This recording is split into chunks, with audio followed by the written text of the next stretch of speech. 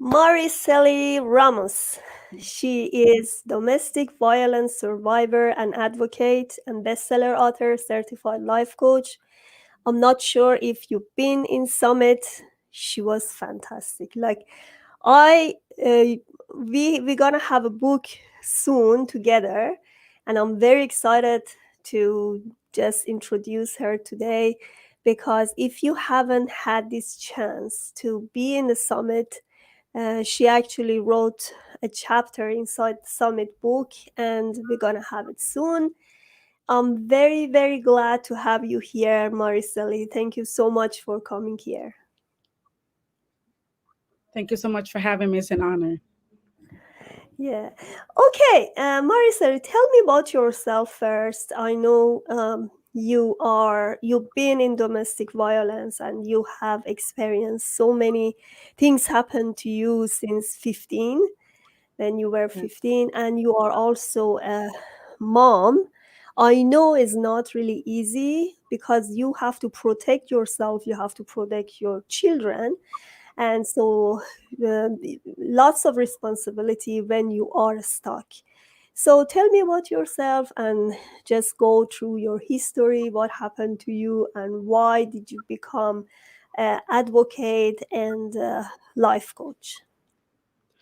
I actually grew up in an abusive home with my parents. My father was actually really abusive to my mother for 15, 16 years. So I grew up with that, dynamic, broken home, domestic violence. At the age of 15, I met my first abuser. He was about 7 years older than me. So he was 22 and I was 15. And at the beginning, it was okay, a little bit controlling. But at the age of 18, when I actually moved out of my mother's house, that's when he became, violent, abusive, more controlling. And it is sometimes you kind of get used to it a little bit, right? Because you expect for that person to change and you expect that person to grow, or you expect that person to see the damage that they do to you. I spent about 11 years dealing with his abuse. And then I spent 6 years with my second abuser, which he was worse than my first. And a lot of people ask me, you would have thought you would have learned with the first one, but I had no guidance. I was still young, I was still naive. And I left him, right? 6 years. I met someone else. I married him, and he emotionally abused me as well. And when a lot of people ask me, well, how did you leave? I found a why. My children was my why. They were broken, they were depressed, they suffered from anxiety because I was so angry for being abused for so many years that I couldn't be that mom that they needed it. I was broken. So it's you can't fill a cup that's empty. Exactly. You actually done a very great move, because I know a lot of teenagers have the same situation. Maybe they are not married, but they are, when you fall in love, you can do it. You are stuck. You think that everything is from love, or you can't interpret it because you are very unexperienced. You don't have any experience about relationship. That's your first one, and you don't know what to do. So you have no you couldn't defend yourself because you've been there, and you have child, right? Did you have child from your first relationship as Yes, well? I actually was uh, pregnant at 15. He is the father of my first three older children. I was pregnant at 15. He was married at that time with a child already. So, of course, he's more experienced. He's been there, he's done that. So he knows that, okay, she's 15, she's naive, she's ignorant. I'm just going to kind of pull her around however he wanted it. And that's exactly what he did for 11 years. He abused wow. me, physically, mentally, emotionally. And I didn't know what I was doing. I didn't know, okay, my mother was abused. My mother dealt with it for so long. And I asked myself many times, a lot of people ask me that, well, why your mom, allowed this grown man to date you? And that's a question that I really can't answer, because sometimes a lot of moms do it to kind of get rid, kind of not get rid of you, but kind of just in our cultures, it's okay. It's normal, the teenage with someone older. So it's a question that does go through my head, but I don't have an answer for it. So it's kind of sad. No, it's not sad. It was your experience, and you got a lot of lesson from that experience. Absolutely. So that's good because you could build yourself after, and you could be there for your kids, and that's amazing. So let's say you have someone in your situation who stays in a relationship, and she doesn't feel safe. She has kids and she thinks that she has to stay in that relationship. What is your recommendation? What do you do first if you were then them? You really have to want it to leave. I had this conversation a few days ago about us, how we stay in an unhealthy relationship because of our children. We had children with that person. We know each other for so long. We got history. Let me just hold on. Let's see how long can I wait for him to change. And it's not going to change. It's not going to get any better. It's going to get worse. He's a narcissist. He's going to know how to control you. And, we fall for it. Especially, it's the person that we're in love with. You definitely have to make a safety plan when you do want to leave. You just can't leave because sometimes when you do leave, you don't know what to do and you end up coming back.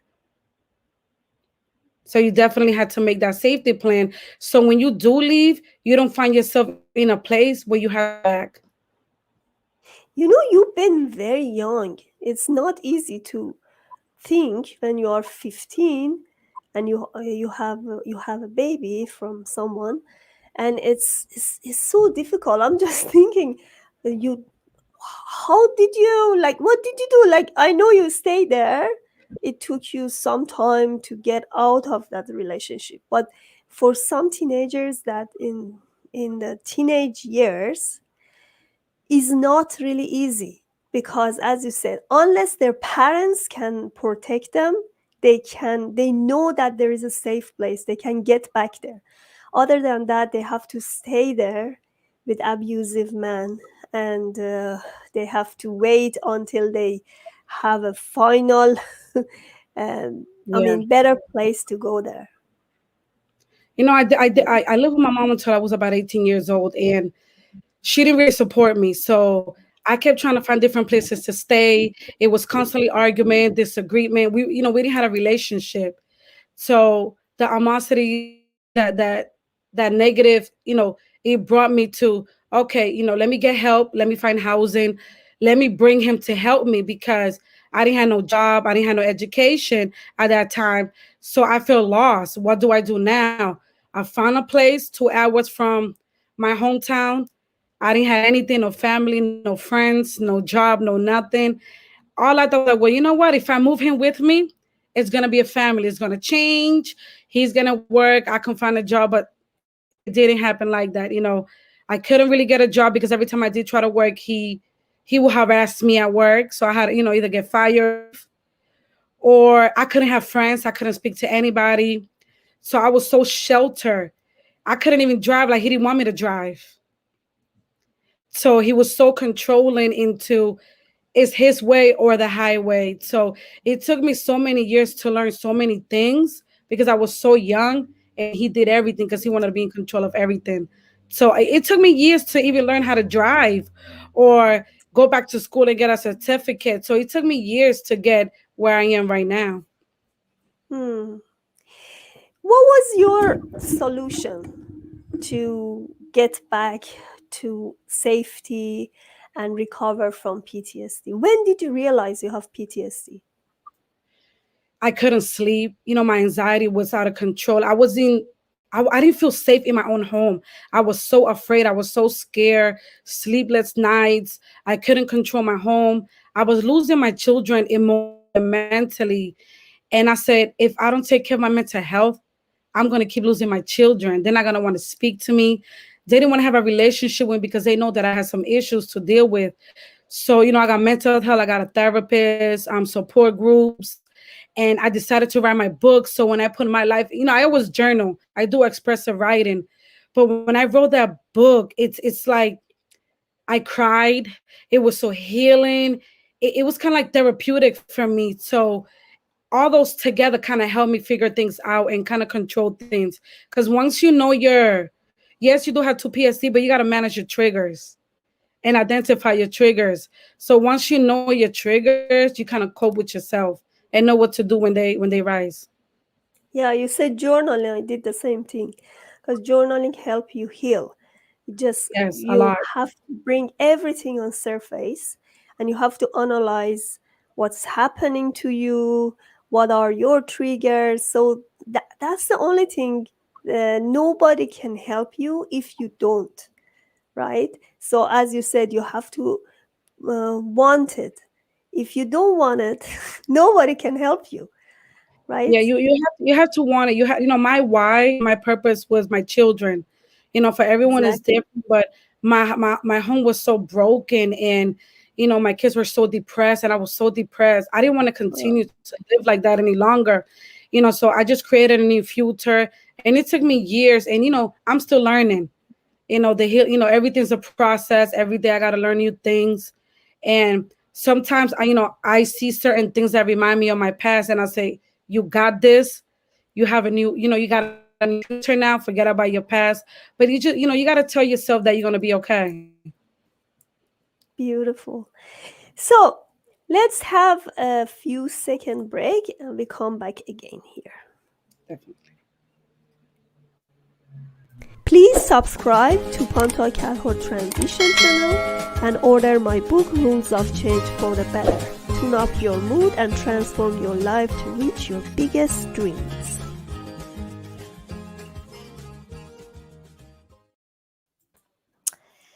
All right, we are back.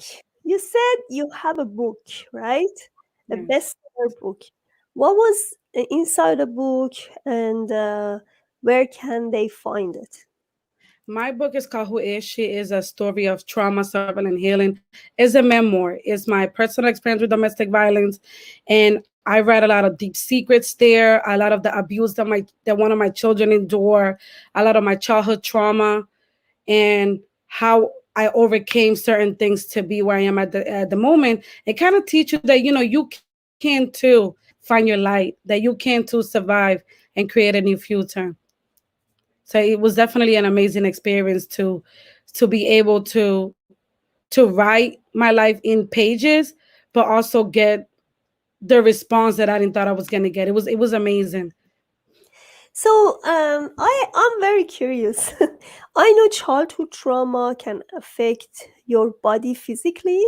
I just wonder if you had the same issue. Did you have any physical problem or any health issues Oh yeah, after? because Yeah. I had to heal from my adult trauma, but then that childhood trauma, it's something that I have to work on as well because it's two different traumas. It's different healing.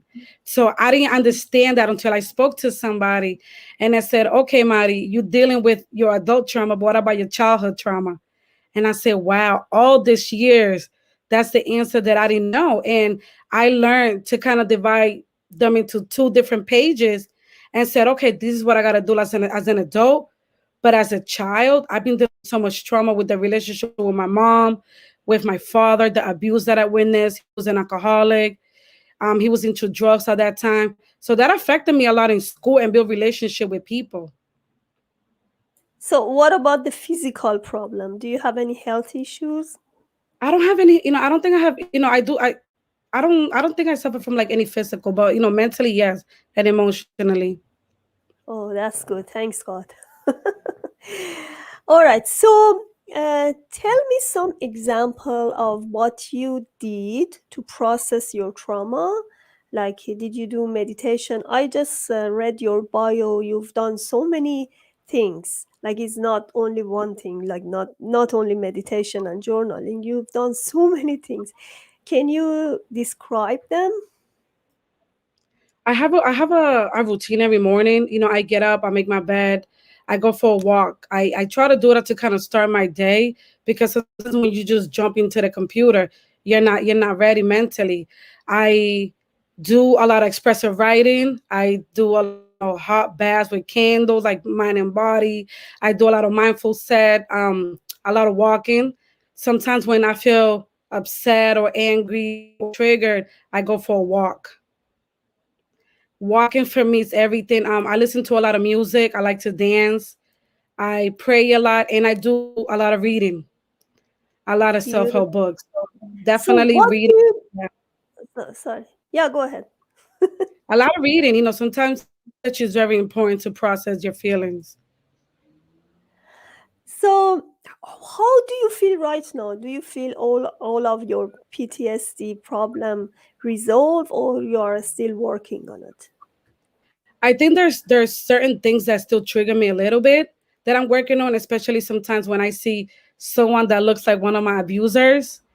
It kind of like, oh my God, they kind of look like. So I'm learning to tell myself that's not him. He's not gonna hurt you.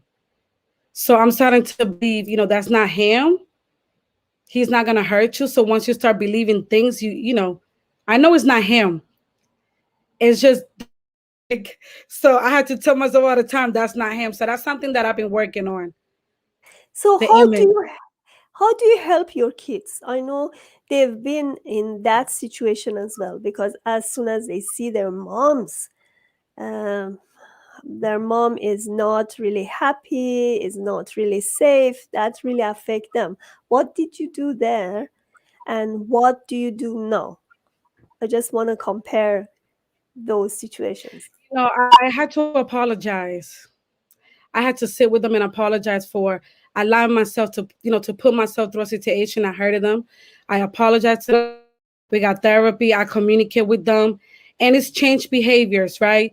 Because we couldn't apologize to our children, but we got to change the behavior on how we deal with our children because they're kind of fragile, right? Because they're emotionally and mentally a little bit down.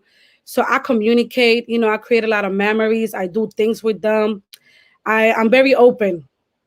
We have an open relationship. We talk, we spend time together. So that's something that I had to learn because I didn't do that in the past. So that's things that I do now. That communication part is very important. Did you also do talk therapy? What kind of therapy did you do for your PTSD? I had a therapist at a hospital, like an inpatient therapist. So I mean, during COVID, of course, we did it through camera, but now everything's back. So I sit in her office and we talk. We do some work together. There's certain, like she does a lot of breathing techniques, and the breathing technique actually works because it just kind of relaxes your brain. That's interesting. So what do you do with your clients? I do a lot of work, like one-on-one work. I don't just sit there and speak to them. You know, I only work with certain women. I don't work with all women. You have to, either be ready to heal, overcome trauma because like I said, if you really want to heal, it has to come from within. Because no much how much therapy you get, how many coaches you work with, you have to do the work. So when we work together, we're gonna work. We're gonna make sure that however you feeling when you come to see me, it's not how you're gonna feel when we start working together. So we want to prepare you that when you are on your own, you're able to do it on your own. Beautiful. So here you have your website, maricellyramos.com, your Facebook and Instagram. What do you have on your website? So actually, I created an anxiety workbook. It's a 7-day anxiety workbook, which is a free workbook. If you sign up for the newsletter, you get a 7-day work for anxiety, and it's actually amazing because my oldest, she has severe anxiety, and she loved the book. She worked through the book, so definitely if it's something you're interested on, it's free. It's available for free on my website. And there's resources. I have a lot of resources for domestic abuse if you need a legal help or shelters or ways to figure out laws and regulations in your hometown. You can go to my website, you can print them out or download them for free. All right. Thank you so much Thank for being here. I really enjoyed talking to you, and thanks for all the encouragement. I know a lot of people are in this situation, especially teenagers, and no matter where they live, they have a lot of relationships that are involved there, and it's not really easy. They are stuck, and we have to help them as parents how to first we have to realize if they have any relationship, they should be open, talk to us, and we can help them go through it. And Thank you so much. teach your Yeah, children to love themselves. When you teach your children to respect and love themselves, they know on what to do. It's maintain a communication with your family. Very important. so Mariceli, for last word, do you have any recommendation for whoever is in violence and stay there and she doesn't know what to do? You know, it's not going to get any better. You know, he's not going to change. You do deserve a better future. You deserve a second chance is to live better. I know sometimes we could get stuck, whether it's financially or you've been with him for so many years or there's children involved. Seek help before. I had a chance to be here and speak to you. You might not have the same opportunity. So if you do have a chance to get out, please do so. Thank you so much, Mariceli.